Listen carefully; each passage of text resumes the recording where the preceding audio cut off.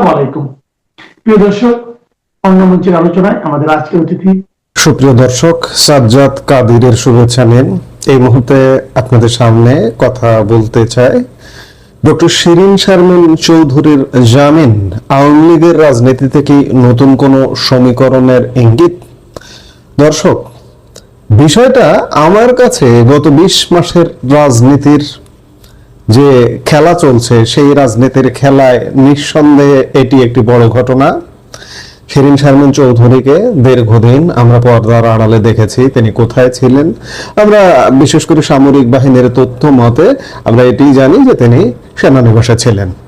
অবশেষে তাকে ডিবি গ্রেপ্তার করলো এবং গ্রেপ্তারের পরে তিনি জেল হাজতে গেলেন।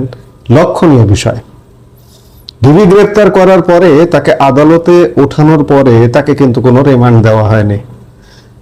সেদিনই আমরা ধারণা করেছিলাম নেক্সট হিয়ারিং এর দিনে তাকে হয়তো মুক্তি দেওয়া হবে, এমনকি এমনটা শুনেছিলাম কোন জায়গা থেকে যে তাকে মুক্তি দেওয়া হবে।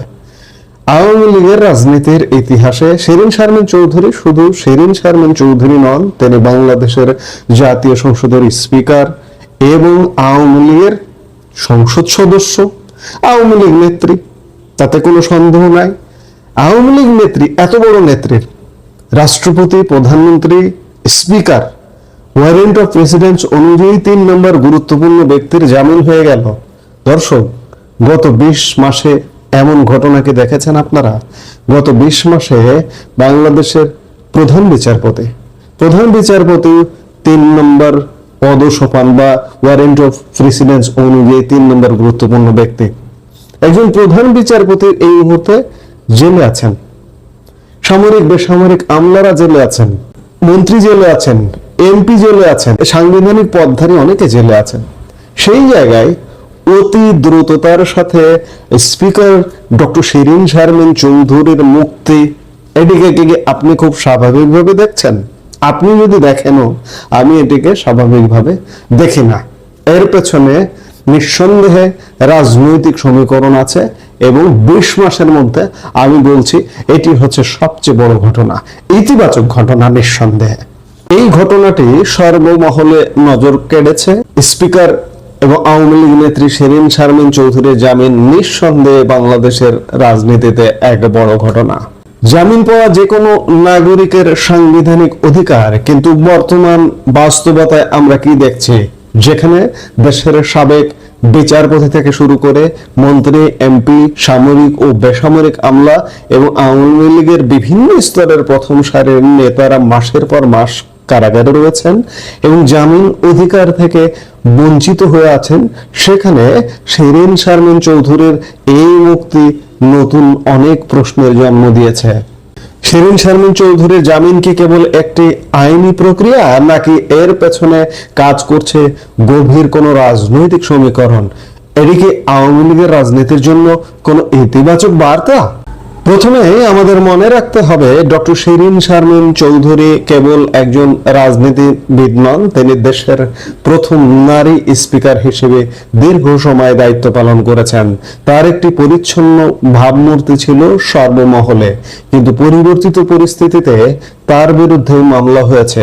যেখানে আওয়ামী লীগের বাঘা বাঘা নেতারা এখনো কারান্তরীণ, সেখানে তার জামিন হওয়াটা নিঃসন্দেহে আওয়ামী লীগের তৃণমূল থেকে শুরু করে উচ্চ পর্যায়ের নেতা কর্মীদের জন্য একটি বড় ঘটনা। অনেকে বলছেন কারো জামিন হচ্ছে না, কিন্তু শিরিন শারমিন চৌধুরীর জামিন কেন হলো? এই প্রশ্নের উত্তর খুঁজতে গেলে আমাদের রাজনীতির ভেতরের সমীকরণগুলো বুঝতে হবে। জামিন পাওয়া নাগরিকের অধিকার হওয়া সত্ত্বেও যখন অন্যদের ক্ষেত্রে তা কার্যকর হচ্ছে না, তখন শিরিন শারমিনের এই মুক্তি একটি বিশেষ বার্তা বহন করে। এটিকে তবে কোনো সমঝোতার ইঙ্গিত, নাকি আইনি লড়াইয়ে তার ব্যক্তিগত ক্লিন ইমেজের জয়? ক্লিন ইমেজের আরো মানুষ জেলে বন্দী আছেন, আমি খানিক আগে বললাম, কিন্তু তাদের জামিন হচ্ছে না। আমি এটাকে বলতে চাই সমঝোতার ইঙ্গিত। রাজনীতি সমঝোতা করতে চাইছে এবং এটিকে বাংলাদেশে যে ইনক্লুসিভ শব্দটা আমরা শুনছি, ইনক্লুসিভ ইলেকশন, ইনক্লুসিভ পলিটিক্স, এই ইনক্লুসিভের একটি যাত্রা শুরু বলতে পারেন। আসুন দেখি এই জামিনের পেছনে রাজনীতিতে কি কি সমীকরণ কাজ করছে। বর্তমানে দেশের প্রধান বিচারপতি থেকে শুরু করে প্রভাবশালী মন্ত্রী ও সামরিক বেসামরিক আমলারা কারাগারে, তাদের জামিন আবেদন বারবার নাকচ হচ্ছে। এই অবস্থায় শিরীন শারমিন চৌধুরীর জামিন আওয়ামী লীগের রাজনীতির জন্য একটি ইতিবাচক বার্তা হিসেবে দেখা দিচ্ছে। ওয়াকিবহাল মহলের মতে এটি হতে পারে সরকারের পক্ষ থেকে একটি নমনীয় হওয়ার সংকেত, অথবা এমনও হতে পারে যে ডক্টর শিরীন শারমিনের মতো ব্যক্তিত্বদের মাধ্যমে রাজনীতিতে একটি ভারসাম্য আনার চেষ্টা চলছে। আওয়ামী লীগের অনেক নেতাকর্মী যারা বর্তমানে দিশেহারা বোধ করছেন, তারা এই জামিনের মধ্য দিয়ে আশার আলো দেখছেন। তারা ভাবছেন যদি একজন শীর্ষস্থানীয় নেত্রী আইনি প্রক্রিয়ায় মুক্তি পেতে পারেন, তবে ধীরে ধীরে অন্যান্যদের ক্ষেত্রেও আইনি জটিলতা কাটতে শুরু করবে। এটি দলটির সাংগঠনিক মনোবল চাঙ্গা করার ক্ষেত্রে একটি ইতিবাচক টনিক হিসেবে কাজ করতে পারে। কিন্তু প্রশ্ন থেকেই যায়, এই মুক্তি কি কেবল আইনি, নাকি এর পেছনে পর্দার আড়ালে কোনো রাজনৈতিক বোঝাপড়া আছে? ডক্টর শিরীন শারমিন চৌধুরীর জামিন আওয়ামী লীগের রাজনীতিতে ইতিবাচক বার্তা, এই শিরোনামটি এখন টক অব দ্য কান্ট্রি। যদি আমরা প্রতিটি লাইন ধরে বিশ্লেষণ করি, তবে দেখা যায় আওয়ামী লীগের বিভিন্ন স্তরের নেতারা যখন কোণঠাসা, তখন শিরীন শারমিনের মুক্তি দলটিকে রাজনৈতিকভাবে কিছুটা স্বস্তি দিচ্ছে। এটি প্রমাণ করে যে আইনি ব্যবস্থার মধ্যে এখনো কিছুটা স্পেস বা সুযোগ রয়ে গেছে। তবে এই সুযোগ কি সবার জন্য সমান? কেন অন্যদের ক্ষেত্রে তা কাজ করছে না? এখানে রাজনীতির জটিল সমীকরণগুলো স্পষ্ট হয়ে ওঠে। শিরীন শারমিন চৌধুরীর ইমেজ এবং তার আন্তর্জাতিক গ্রহণযোগ্যতা হয়তো এখানে একটি বড় ভূমিকা পালন করেছে। বিদেশি রাষ্ট্র বা সংস্থাগুলোর কাছে এটি একটি বার্তা হতে পারে যে বিচার বিভাগ স্বাধীনভাবে কাজ করছে।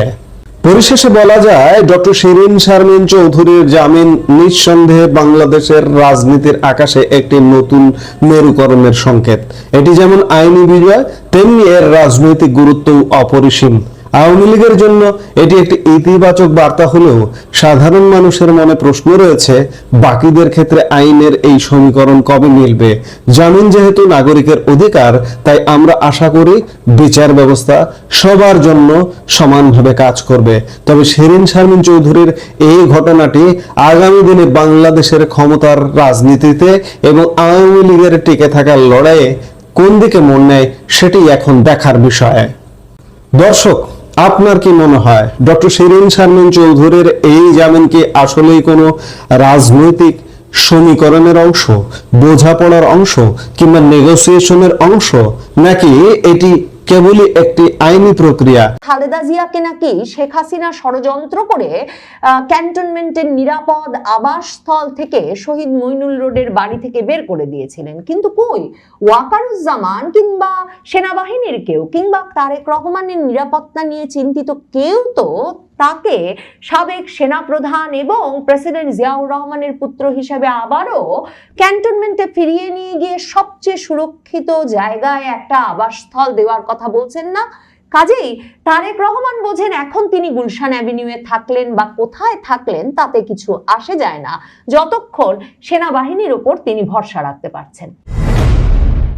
বাংলাদেশের প্রধানমন্ত্রী তারেক রহমান কিংবা বাংলাদেশের কোনো প্রধানমন্ত্রী প্রেসিডেন্ট ট্রাম্প কিংবা খামেনি কিংবা লিবিয়ার মুয়াম্মার গাদ্দাফি কিংবা ইরাকের সাদ্দাম হোসেন নন যে তাদের নিজেদের নিরাপদ রাখতে, বহিঃশক্তির আক্রমণ থেকে নিজেদেরকে রক্ষা করতে মাটির নিচে সুড়ঙ্গ পথ বা বাংকার তৈরি করে রাখতে হবে। সম্প্রতি খবর বেরিয়েছে ইরান যুদ্ধের মধ্যেই যে হোয়াইট হাউসে প্রেসিডেন্ট ট্রাম্প বিরাট একটা বলরুম নির্মাণের পরিকল্পনা নিয়েছিলেন। 90,000 স্কোয়ার ফুট জায়গা জুড়ে সেই বলরুম নির্মিত হওয়ার কথা ছিল।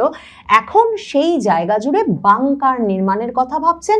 হোয়াইট হাউসে প্রেসিডেন্ট ট্রাম্প বা মার্কিন প্রেসিডেন্টদের এরকম মাটির নিচে সুরক্ষিত জায়গায় থাকবার ব্যবস্থা আগে থেকেই থেকেই ছিল, এবার আরো সুরক্ষিত, আরো গভীরে এই সুড়ঙ্গ পথ আর বাংকার তৈরির পরিকল্পনার কথা জানা গেছে। এরই মধ্যে এখন খবর বের হচ্ছে যে তারেক রহমানের জন্য এমন এক বাসভবন তৈরি হচ্ছে বাংলাদেশে, যেই বাসভবনে নাকি বাংকার থাকবে এবং টানেল থাকবে। খবর বলছে যে বহিঃশত্রুর আক্রমণ থেকে প্রধানমন্ত্রীকে রক্ষা করতেই এমন ব্যবস্থা গ্রহণের কথা ভাবা হয়েছে। পত্রিকার খবরে বলা হচ্ছে, বাড়ির নকশায় থাকছে বহির্বিশ্বের প্রধানমন্ত্রীদের বাড়ির আধুনিক ডিজাইন, সব সেফটি ও সিকিউরিটি মেনে বাসভবনের মাটির নিচে থাকবে অত্যাধুনিক বাংকার এবং সুড়ঙ্গ বা টানেল, যা বহিঃশত্রুর আক্রমণ থেকে প্রধানমন্ত্রীর পরিবারকে সুরক্ষা দেবে, এমনটাই পরিকল্পনা গণপূর্ত বিভাগের। মানে বলা বাহুল্য যে তারেক রহমানের নিরাপত্তা পরিস্থিতি কতটাই ভালো এখন যে তারেক রহমান একেবারে সাধারণ মানুষের মতো জনবসতিপূর্ণ এলাকা গুলশান অ্যাভিনিউতেই কিন্তু এসে উঠেছেন, যখন ডিসেম্বরে অবশেষে তার দেশে ফেরার অনুমতি মিলেছিল এবং তিনি দেশে ফিরে এসেছিলেন। প্রধানমন্ত্রী হবার পরে তিনি কোথায় থাকবেন এই আলোচনার মধ্যে ঠিক হয়েছিল যে ডক্টর ইউনূস যমুনা ছেড়ে দিলে তিনিও গিয়ে যমুনায় উঠবেন, কিন্তু এখন পর্যন্ত তিনি যমুনায় ওঠেন নাই। গুলশান অ্যাভিনিউতে তারেক রহমানের নামে জারি করা ওই বাড়িটিতেই তিনি থাকছেন এবং সেখানে চারদিকে নানা রকম কাঁটাতারের বেষ্টনী এবং নিরাপত্তা ব্যবস্থা দিয়ে একটা সুরক্ষার ব্যবস্থা করেছিল বিএনপির দলীয় নিরাপত্তা ব্যবস্থা তারেক রহমান দেশে ফেরার আগে। তারেক রহমান জানেন, বিএনপি জানে যে যখন বাংলাদেশে যাদের নিরাপত্তা দেওয়ার কথা, আর বাংলাদেশে বারবার রাষ্ট্রপ্রধান সরকার প্রধানদের নিরাপত্তা যে বাহিনীটি কেড়ে নেয়, সেই বাহিনীটি যতদিন একজনকে নিরাপত্তা দিতে চাইবে ততদিন সেই ব্যক্তির নিরাপত্তায় বাংলাদেশের ক্ষেত্রে কোনো রকম ব্যাঘাত সৃষ্টির কোনো সম্ভাবনা নাই।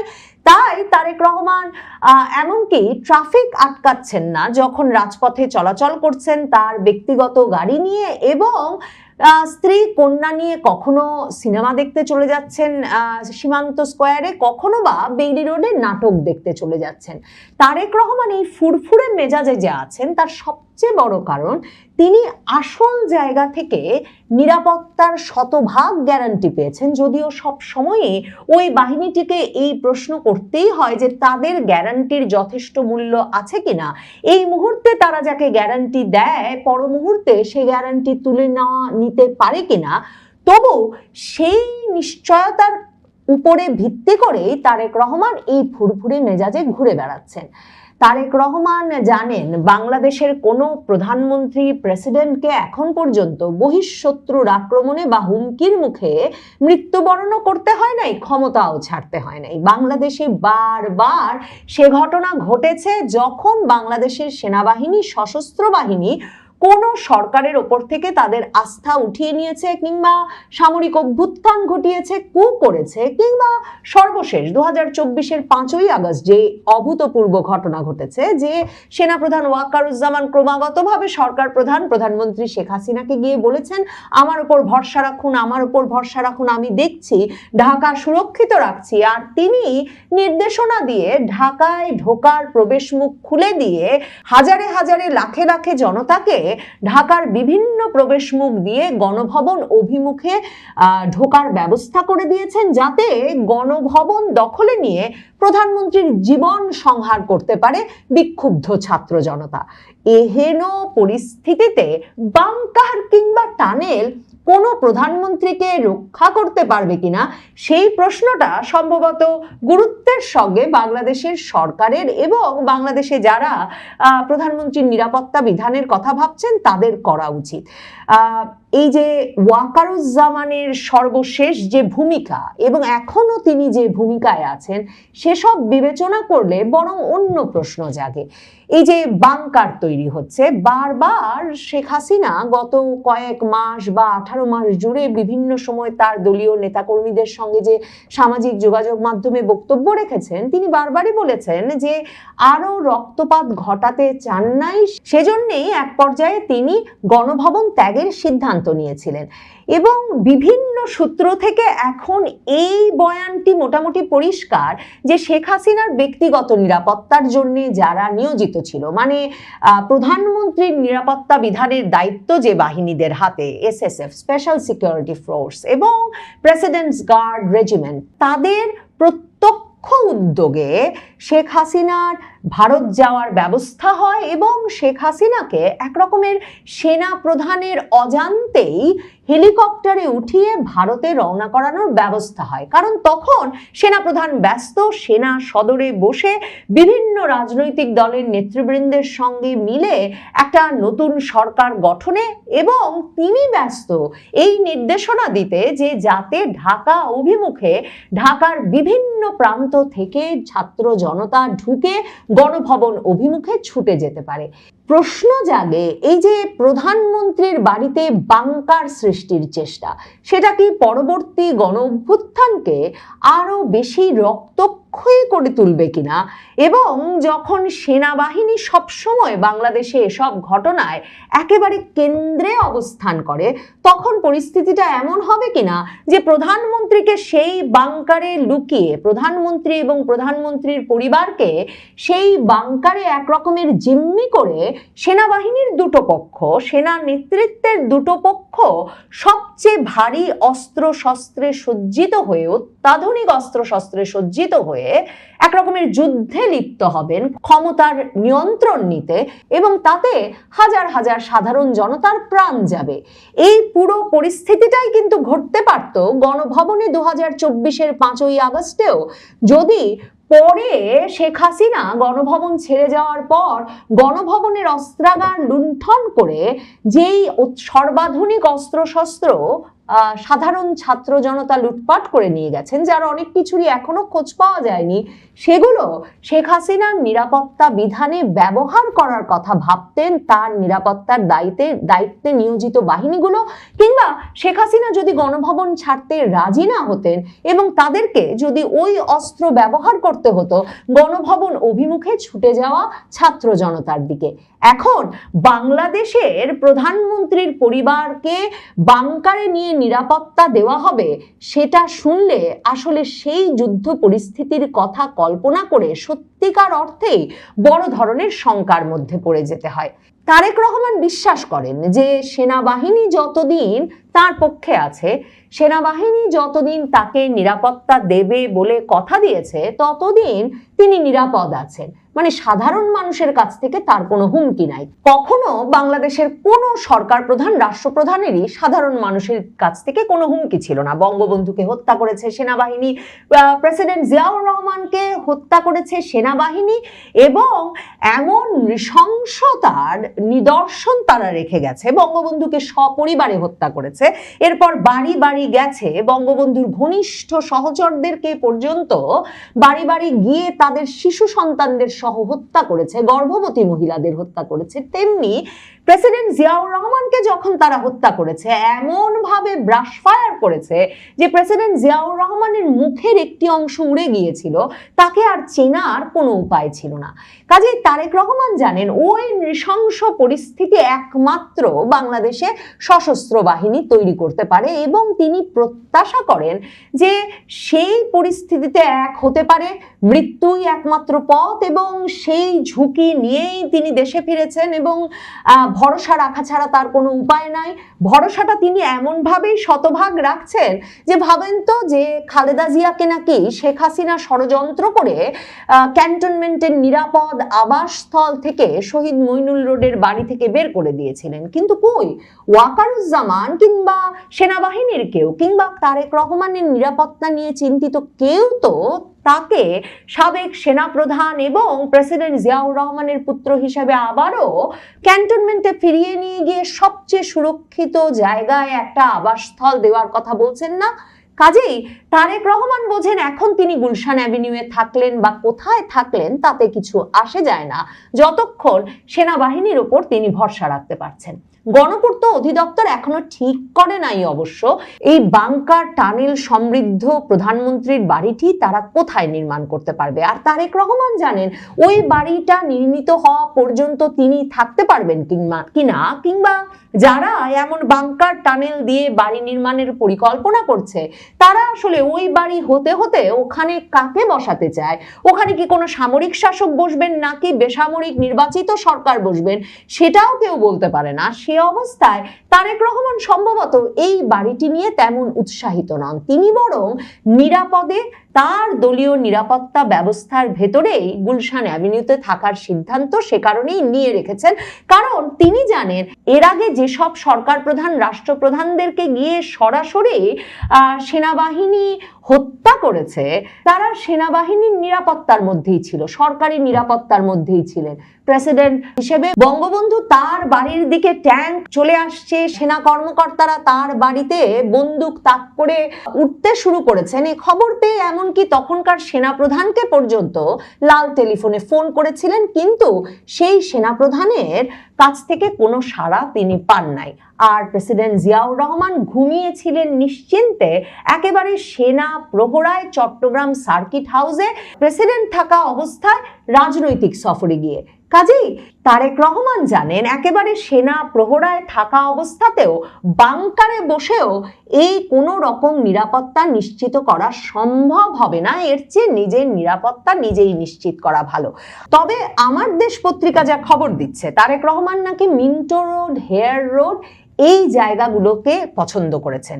সেটা হয়তো একদিক থেকে মন্দ হবে না, কারণ অন্তত তখন ওই যে গণভবনের মতো বিচ্ছিন্ন থেকে কিংবা চট্টগ্রাম সার্কিট হাউসের মতো বিচ্ছিন্ন থেকে কিংবা ধানমন্ডি 32 নম্বরের মতো বিচ্ছিন্ন থেকে একক হত্যার শিকার হওয়া, সুনির্দিষ্ট হত্যার শিকার হওয়ার সম্ভাবনা কমে আসবে।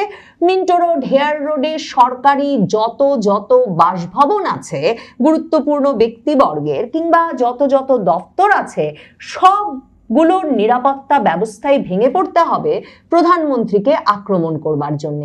তবে 2024-এর 5ই আগস্ট সম্ভবত সে শিক্ষাও দিয়ে গেছেন। ওয়াকারুজ্জামান সে উদাহরণও সৃষ্টি করেছেন যে শুধুমাত্র তারা যেই ভবন রক্ষা করতে চান সে ভবনই রক্ষিত হতে পারে, আর সব ভবনের নিরাপত্তা ব্যবস্থা একই সাথে একই দিনে ভেঙে পড়তে পারে, সেটা গণভবনই হোক কিংবা সংসদ ভবনই হোক। তবে চাইলে যে নিরাপত্তা ব্যবস্থা অটুট রাখা যায় সে উদাহরণ অবশ্য বঙ্গভবনে সৃষ্টি করেছিলেন ওয়াকারুজ্জামান।